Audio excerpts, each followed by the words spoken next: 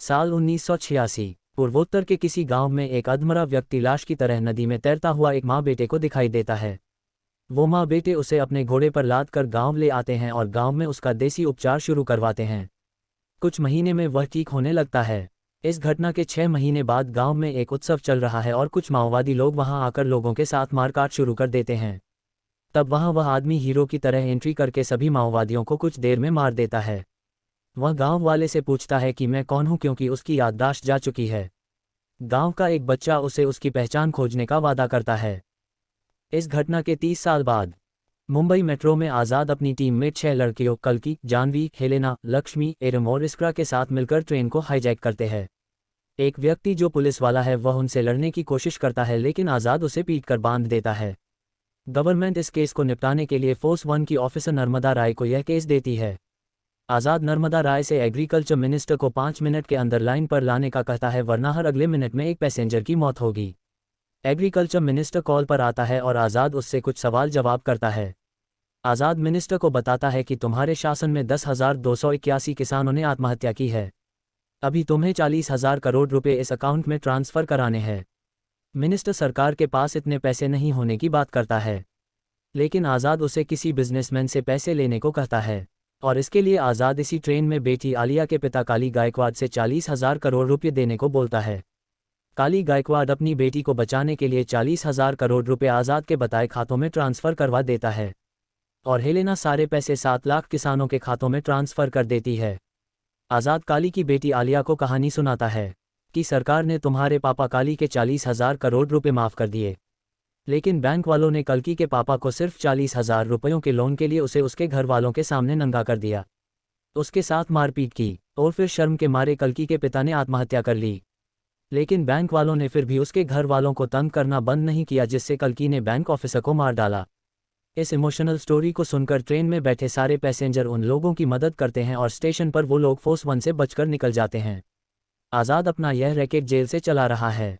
वह एक महिला जेल का एक जेलर है और ये 6 लड़कियां भी उसी जेल की कैदी है, जिनको वह जेल के एक गुप्त रास्ते से लाता ले जाता है। आलिया अपने पापा काली को आकर बताती है कि हाईजैकर ने उसे एक मैसेज भेजा है विक्रम राठौर। ऑफिसर नर्मदा राय के लिए उसके माँ बाप आज़ाद के घर जाते हैं। नर्मदा की पहले से एक बेटी है जिसका नाम सूजी है। सूजी को अपने लिए एक अच्छे से पापा चाहिए और उसे आज़ाद बहुत अच्छा लगता है। आज़ाद भी सूजी की बातों से बहुत इमोशनल हो जाता है और वह इस रिश्ते के लिए हाँ कर देता है।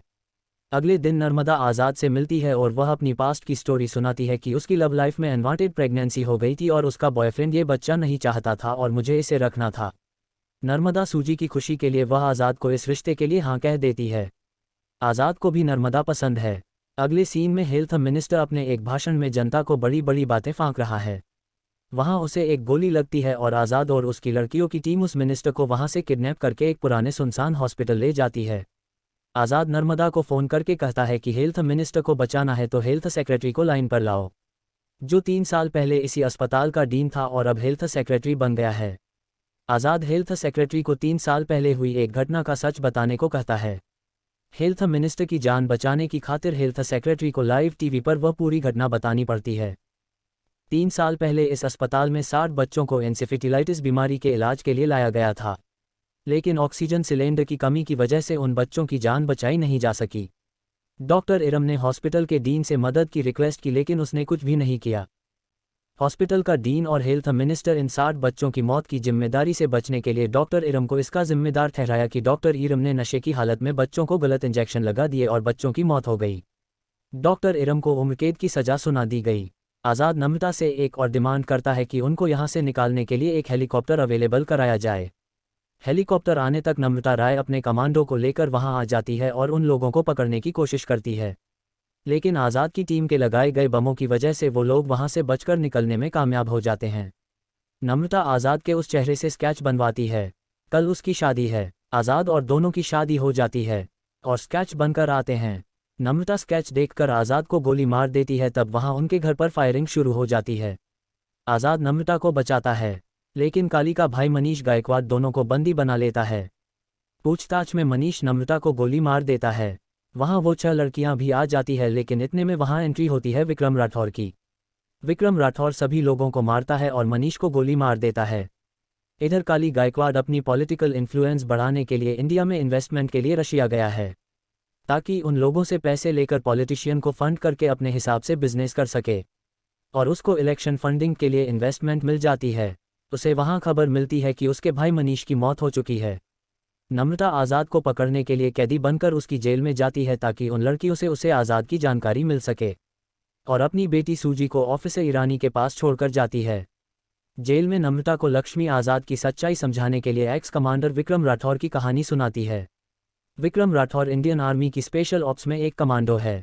आर्मी जनरल विक्रम राठौर और उसके कुछ साथी कमांडो को बुलाकर बताते हैं कि टेररिस्ट अटैक में हमारे 27 जवानों की मौत हो चुकी है, और 6 जवानों और 40 आम लोगों को टेररिस्ट ने अभी भी बंधक बना रखा है। उन्हें बचाने के लिए विक्रम अपनी टीम के साथ वहां जाता है, लेकिन वहां जाकर उन्हें पता लगता है कि उनकी गन्स काम नहीं कर रही है और उनके एक साथी की मौत हो जाती है। फिर भी वो टेररिस्ट की बंदूकों से लड़कर बंदी बनाए लोगों को छुड़वा कर ले आते हैं। इसमें एक और जवान अपनी जान दे देता है।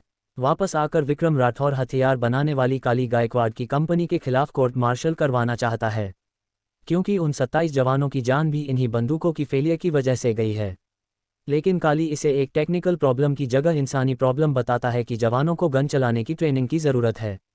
लेकिन विक्रम राठौर उसकी गन को वही टेस्ट करके बता देता है कि इनकी कोई भी गन काम नहीं करती है। सुनवाई में काली गायकवाड़ की कंपनी के सारे कॉन्ट्रैक्ट को होल्ड पर रखा गया है। रात में विक्रम राठौर के घर गोली की आवाज़ सुनाई देती है। किसी ने उनके कुत्ते को गोली मार दी है। बाहर निकल कर देखने पर विक्रम राठौर पर काली गायकवाड़ पीछे से हमला करके उसे बंदी बना लेता है, और 3 पुलिस वालों को विक्रम की पत्नी ऐश्वर्या के पास भेजता है। पुलिस वाले ऐश्वर्या से विक्रम को देशद्रोही होने के लिए साइन करवाना चाहते हैं, वरना उसकी इज्जत लूट ली जाएगी। लेकिन ऐश्वर्या एक पहलवान रह चुकी है और तीनों पुलिस वालों को मार देती है। इसके लिए ऐश्वर्या को फांसी की सजा सुनाई जाती है। जेल में काली ऐश्वर्या को आकर बताता है कि उसने विक्रम को गोलियां मारकर हेलीकॉप्टर से फेंककर मार दिया है। ऐश्वर्या को फांसी दी जाने वाली है, लेकिन वह चक्कर खाकर गिर पड़ती है और पता चलता है कि वह प्रेग्नेंट है। कानून के मुताबिक जब तक उसका बच्चा 5 साल का ना हो जाए तब तक उसे फांसी पर नहीं चढ़ाया जा सकता।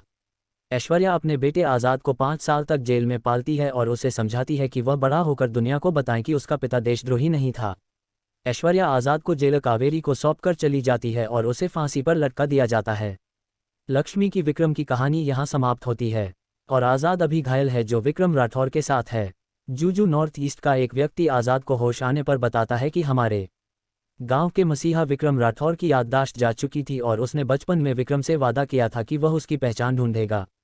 जुजू ने आज़ाद को पहली बार ट्रेन में देखा था और तब से उसने अपनी इन्वेस्टिगेशन शुरू कर दी थी और विक्रम राठौर के पुराने साथियों तक पहुंचा।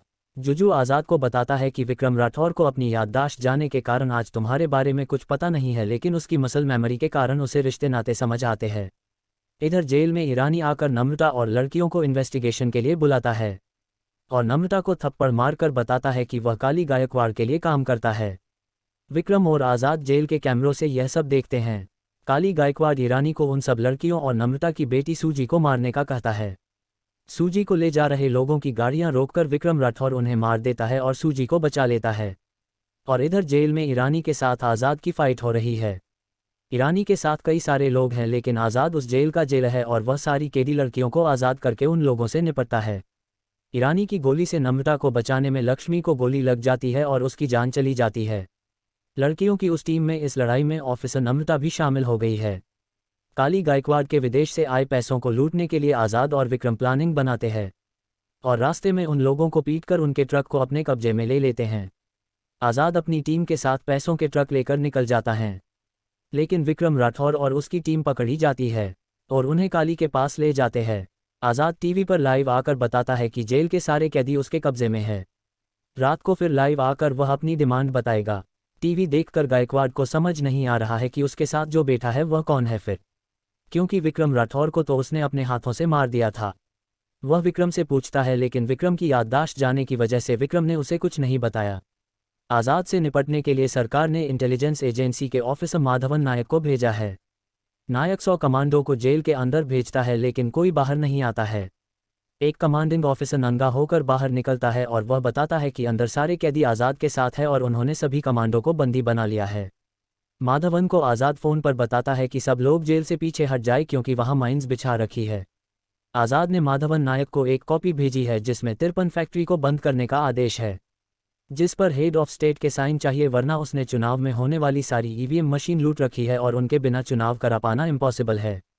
सरकार उन 53 फैक्ट्री को बंद कर देती है क्योंकि उन फैक्ट्री की वजह से ऑलरेडी लाखों लोग अपनी जान गंवा चुके हैं और आज भी उनसे बहुत ज़्यादा पॉल्यूशन हो रहा है। आज़ाद अपने असली चेहरे के साथ टीवी पर जनता के सामने आता है और उन्हें अपने वोट का सही इस्तेमाल करने के लिए प्रेरित करता है। तब वहां जेल में काली गायकवाड़ विक्रम राठौर और उसके बंदी बनाए साथियों को लेकर आता है और एक को गोली मारकर मार देता है। काली बाकी सबको जेल में बंद करके आज़ाद को पीटता है और विक्रम के सिर पर गन रखकर आज़ाद से उसके पैसों के बारे में पूछता है, लेकिन बार बार फायर करने पर भी गन चलती नहीं है, जिससे विक्रम राठौर को अपनी याददाश्त आ जाती है। इसी तरह टेररिस्ट अटैक में भी गन्स ने काम नहीं किया था। विक्रम के सामने उसकी लाइफ पूरी रिवाइंड होती है और उसकी याददाश्त आ जाती है और विक्रम उन लोगों की पिटाई शुरू कर देता है और आज़ाद को भी फ्री कर देता है। दोनों बाप बेटे मिलकर सब लोगों की धुलाई करते हैं और सब लोगों को मार देते हैं, लेकिन एक पहलवान सा ताकतवर बंदा दोनों को पीटता है, जिससे दोनों बाप बेटे मिलकर निपटते हैं और उसे भी मार देते हैं।